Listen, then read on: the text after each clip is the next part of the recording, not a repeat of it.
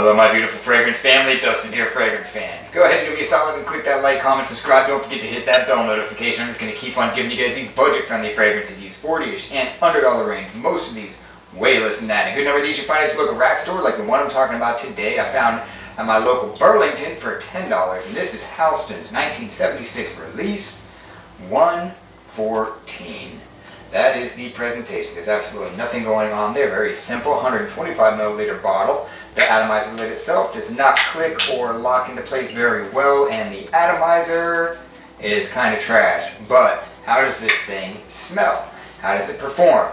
I'm going to tell you all of that. I'm not going to go over all the notes because this is one of those 1970s releases that have like a million notes in it. So what I can tell you is that this has that bitter citrus. The different citruses, they're all the bitter ones. Bergamot, lemon, stuff like that. It's got pine needles, it's got juniper. It's a very, very sharp fragrance. In the base, there's the normal stuff like your moss and your woods and things like that. But what dominates this fragrance is that bitter sharpness right off the rip.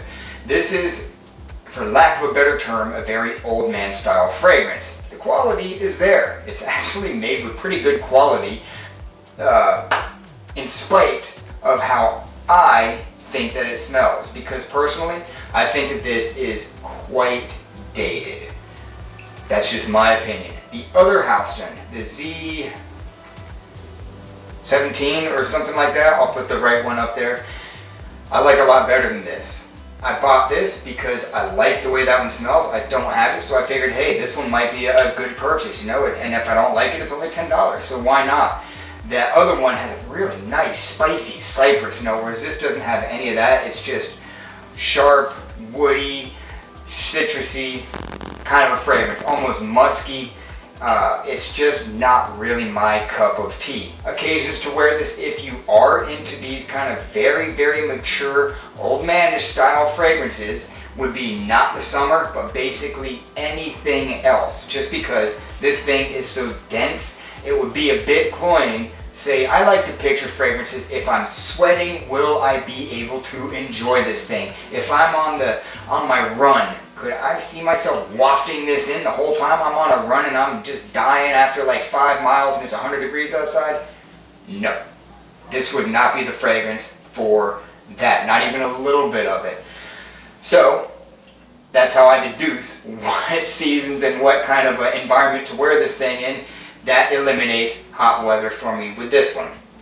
Much more mature than youthful, obviously. If you are under 25, if you're under 30, if you're under 40, you probably are not going to like the way this smells. You might get it just for nostalgia purposes when this thing came out in the 70s. Some people, I can see how they love this thing. I really can. The quality's there. Longevity is decent. It's right at that average, maybe slightly above average. Projection is quite loud for the first hour. And then it dies back pretty good, but you're left with a good scent bubble for the next 3 or 4 hours. Fairly strong.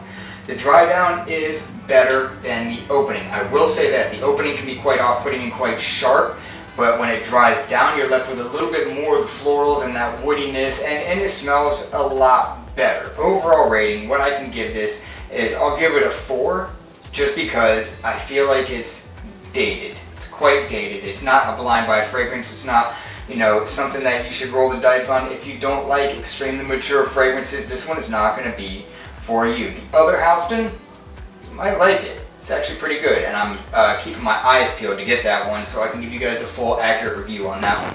So, like I said, bitter citruses, woody, that cypress or the juniper, pine needles, things like that. White bar soap. It smells a lot like some really strong, common, traditional white bar soap. It has that going on in this. So if you don't like fragrances with that hotel white, that little white bar soaps, then just steer clear of this one because you won't like it. So that's my final thoughts on Halston's 114.